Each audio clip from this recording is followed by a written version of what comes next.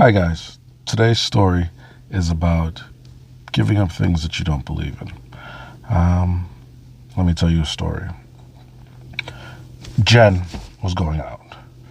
She needed a break. She was just tired of it all. She was tired of school. She was 26 and she was tired of being the older person in class.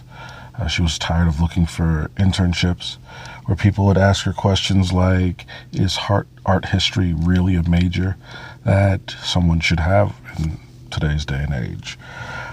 She had done the testing, done the groups, and tonight she just needed to let go. So she was going to go to a little get-together that her roommate had told her about. She was getting dressed and getting ready to head out, and she had just finished talking to her mother, which is always great for her self-esteem and making her feel about this big. So Jen had left. She went to the gathering, and when she went, it was the normal type of mixer. Some old friends, some new faces that she didn't know, and then she saw her. Across the room was this gorgeous girl.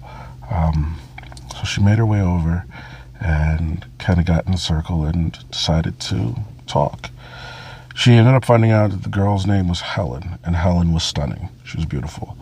Dark hair, these midnight blue eyes that seemed to drown you as you were staring into them. She had these delicious looking lips that looked so incredibly soft. And even though Jen just met her, she had a way of talking to you that made you feel like you've known each other forever. So they drank together, and after drinking together and laughing together and smoking together, Jen found that she liked the confidence of Helen. Helen was just herself all the time, and she didn't seem to give a damn about what other people thought. And Jen started talking to her about it. She said, "I would kill to be like you." And Helen said, "What do you mean?" And she said, I would kill not to care what people think, not to care about all of the bullshit. And so Helen said, "Would you sell your soul for it?" Jen laughed and said, "I'm an atheist, so I don't believe in that. So sure." And Helen smiled and she said, "This I got from my therapist." And she unwrapped a little bag and she rolled it. And she took a deep puff of something that smelled herbal and earthy and rich. And then she came in close. She stared Jen in the eyes and she kissed her and exhaled straight into her lungs. And her lips were as soft as they looked. Jen was stunned for a second, but as Helen pulled back, she brought out like an old wino flask with weird marking on it. She said, "Blow into this." So Jen did. She exhaled everything that was in her lungs into this flask, and she felt fuzzy. She remembers looking at Helen, and they kissed some more, and other things happened.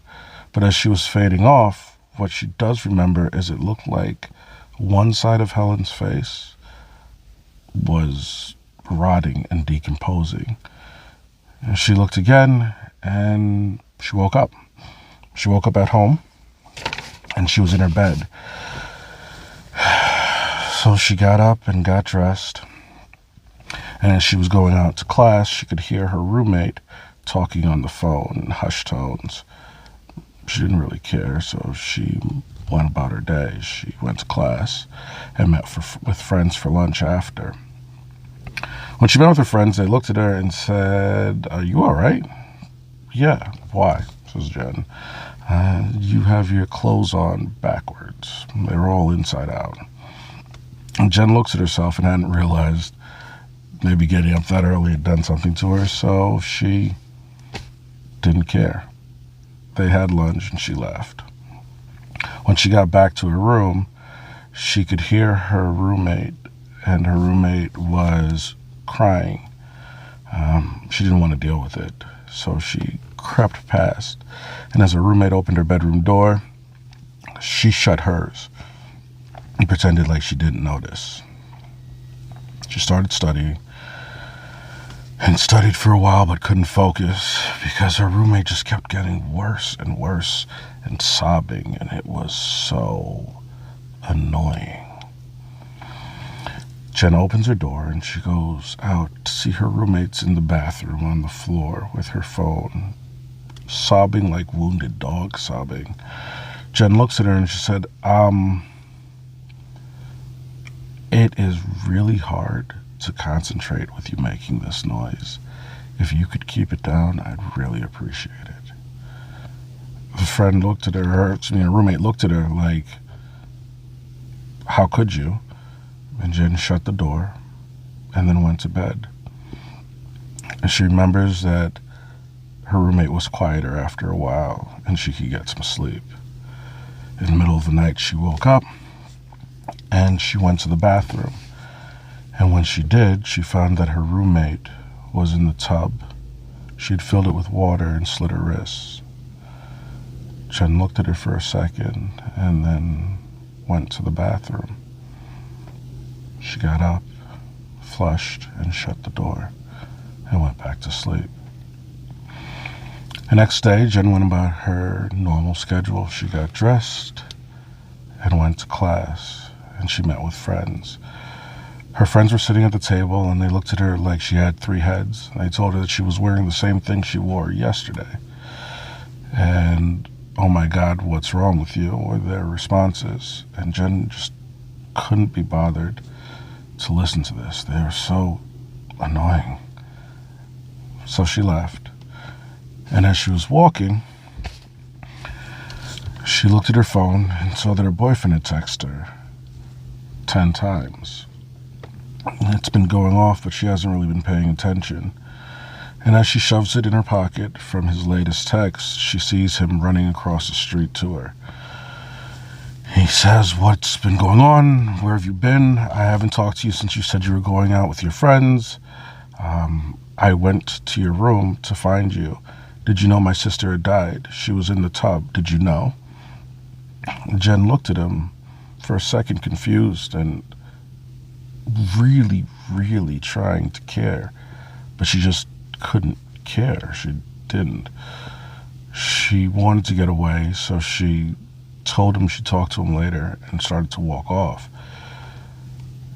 Her boyfriend, understandably, was extremely distraught, and he grabbed at her and wanted her to tell him something, but she couldn't.